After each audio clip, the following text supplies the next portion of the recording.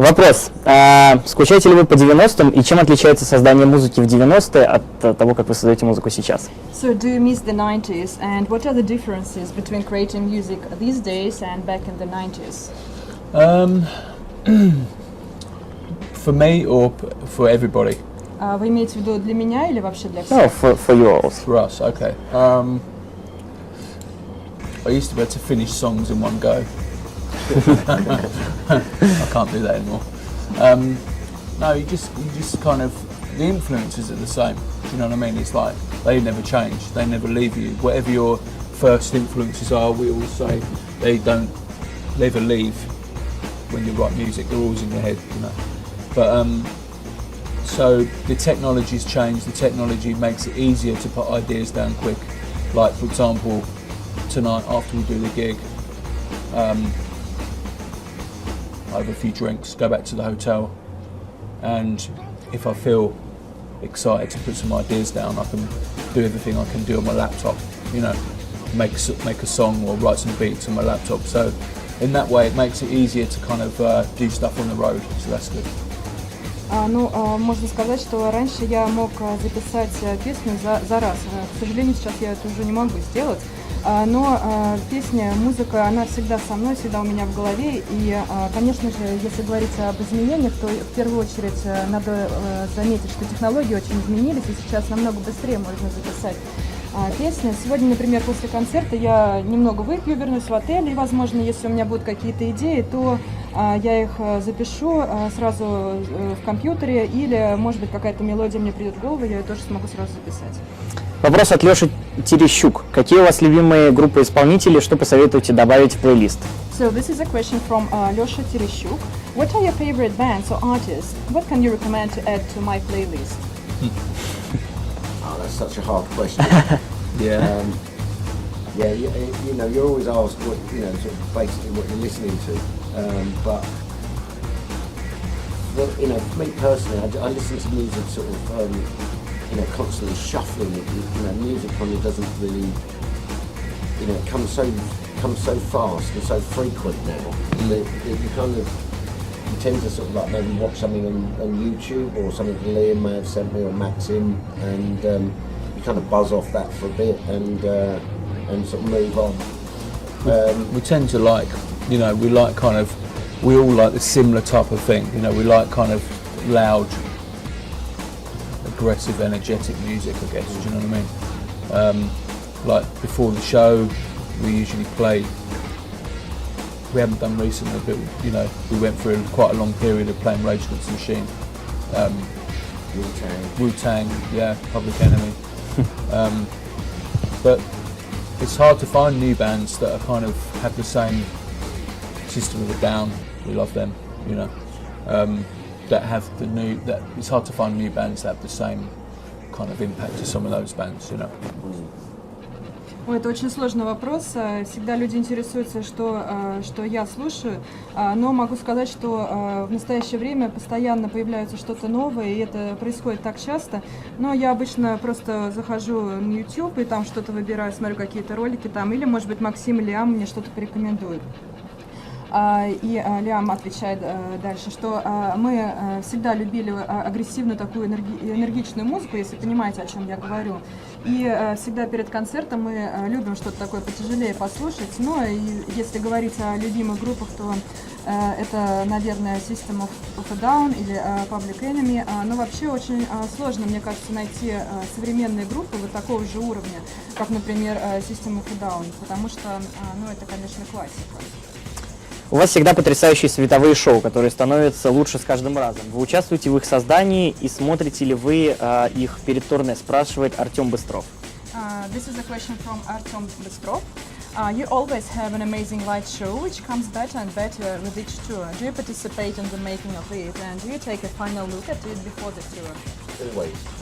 Yeah, I mean, there's not an element to the Prodigy that doesn't come through us first, you know.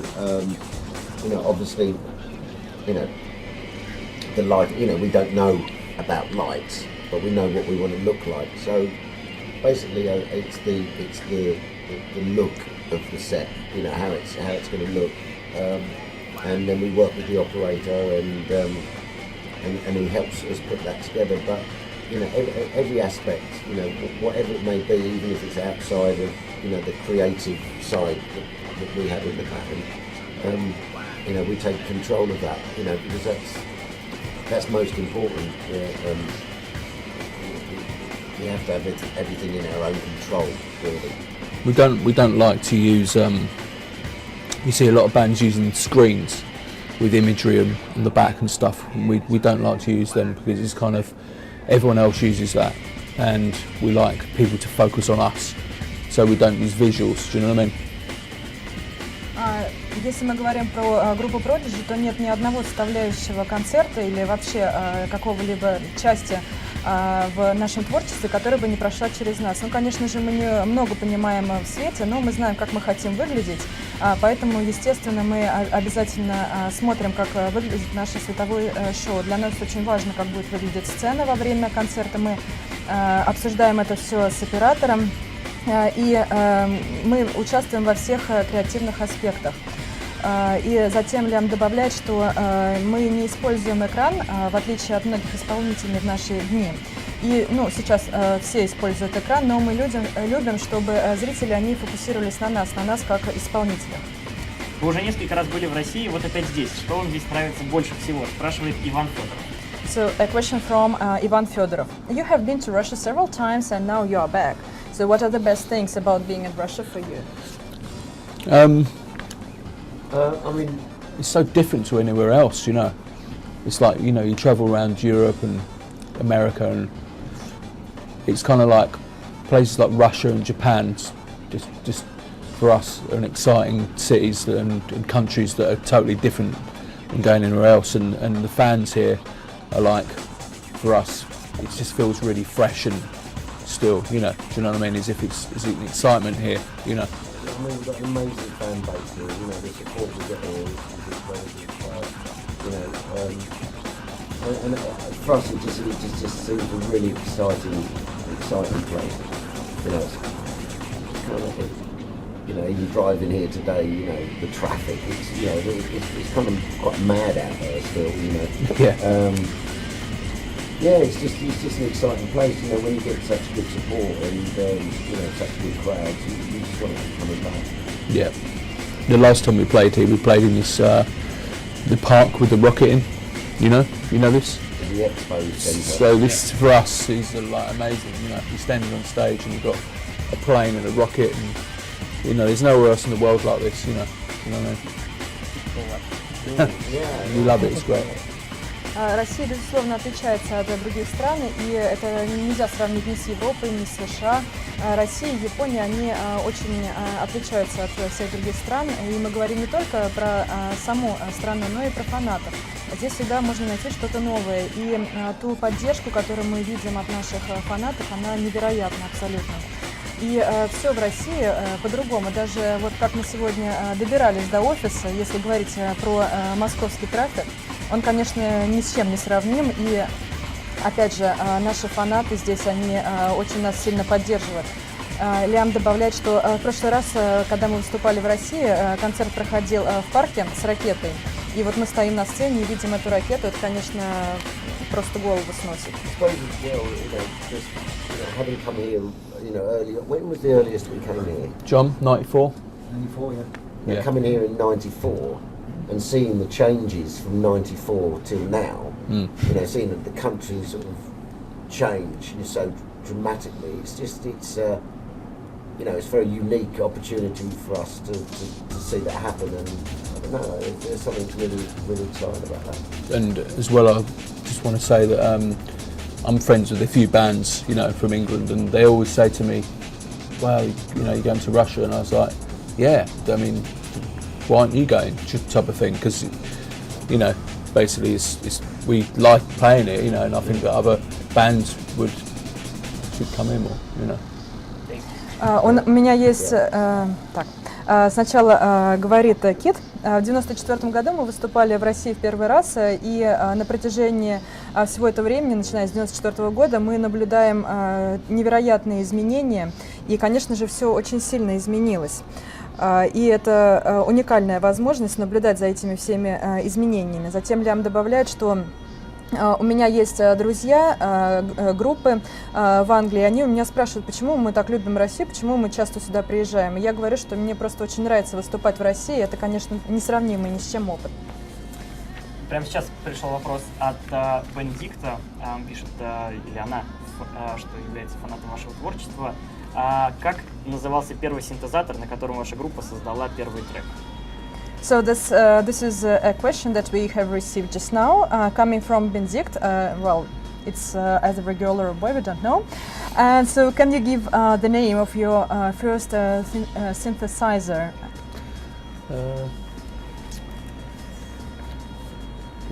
Which means the first track. Well, yeah, it was the Moog Prodigy, basically.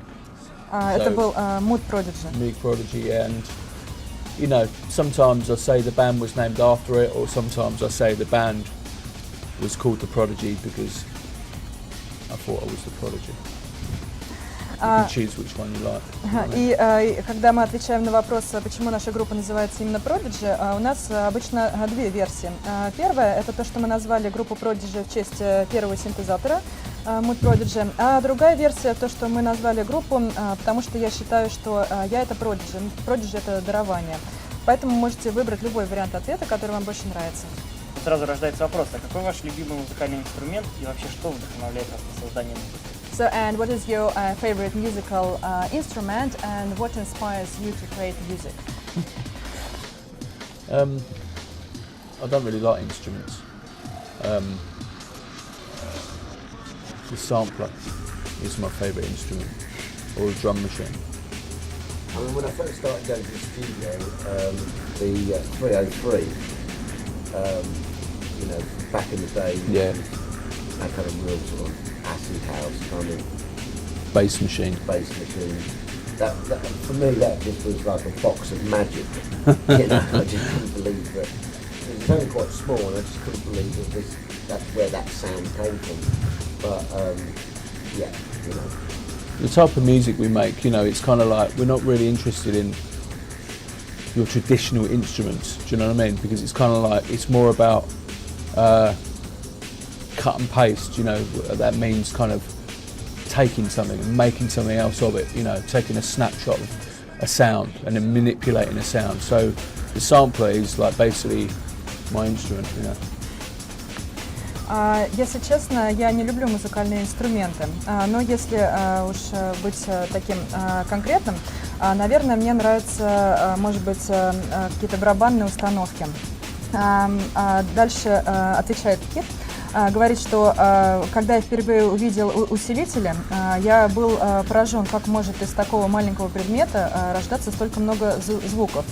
И затем Лиам опять же добавляет, что мы не интересуемся традиционными музыкальными инструментами как таковыми, потому что музыку, которую создает наша группа, это все-таки скорее работа с тем, чтобы вырезать какую-то часть из другой музыки и вставить ее в нашу. Поэтому мы вдохновляемся какими-то кусками из других произведений и манипулируем, играем с ними. Интересный вопрос от Анны Пиратовой пришел. Влияет ли ваше звучание на то, что вы из Англии? So a question from Anna Piratova. Does the thing that you come from the UK affects your well, creativity and the way you do music? I don't understand the question. I don't understand the question really. Yeah. Is the question like... Is it the fact we're English dictate what style of music we do? Yeah. Is that what you mean? Well, you know, basically, we grew up in sort of like the British rave culture. You know, me and Keith used to go out when the rave scene first happened in England. And I guess it's just music that we loved, you know. And then we just happened to be at the right place at the right time. I was writing music, and that's how it happened, really.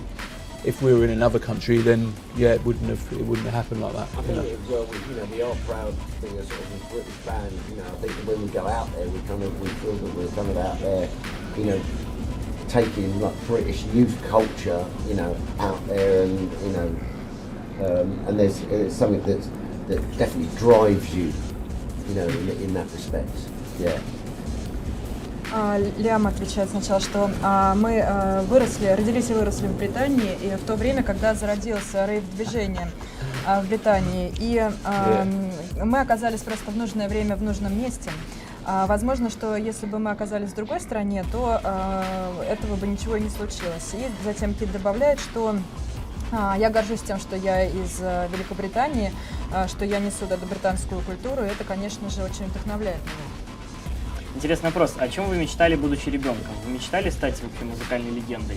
So what were you dreaming of when you were children, and did you ever have a dream of becoming a music icon, a legend? No, I just used to have nightmares. Never. I had no imagination that I'd have anything to do with the music industry or anything. No. Ever. And I don't think I had any aspirations to do anything. I think I was too lazy. I just wanted to hang out and, you know. I used to dream I could, I was really, do you know like BMX? Mm-hmm. Yeah? Mm-hmm. So I used to dream I could ride BMX really well and do like 8-foot airs and stuff, you know. And then the next day I tried and hurt myself. Your ass. Yeah. That was the only dream I had. Никогда мы не мечтали о том, что мы станем музыкальными легендами, конечно же. И если честно, как говорит Кит, я никогда не мог подумать, что мое будущее будет связано с музыкой. И, ну, если уж быть совсем честным, то я ни о чем не мечтал, когда был ребенком. Наверное, потому что я был слишком ленивым. Мне хотелось просто тусоваться с друзьями и все.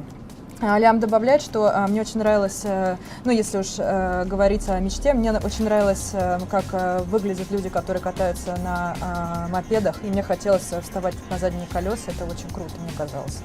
Что было, точнее, что было самым необычным, где вы оставляли автограф? Спрашивает Алекс. Well, a question from Alex. What is the weirdest thing that you've ever been asked to sign? I mean, the usual sort of tits, arse, all that kind of thing. There's loads of that. There's a girl in. I think the weirdest is when somebody's like asks you to sign them, and then they go straight to have a tattoo done. Yeah. This is this girl. And I don't know where she's from. She's from. You know the girl who's got all that signatures on her back.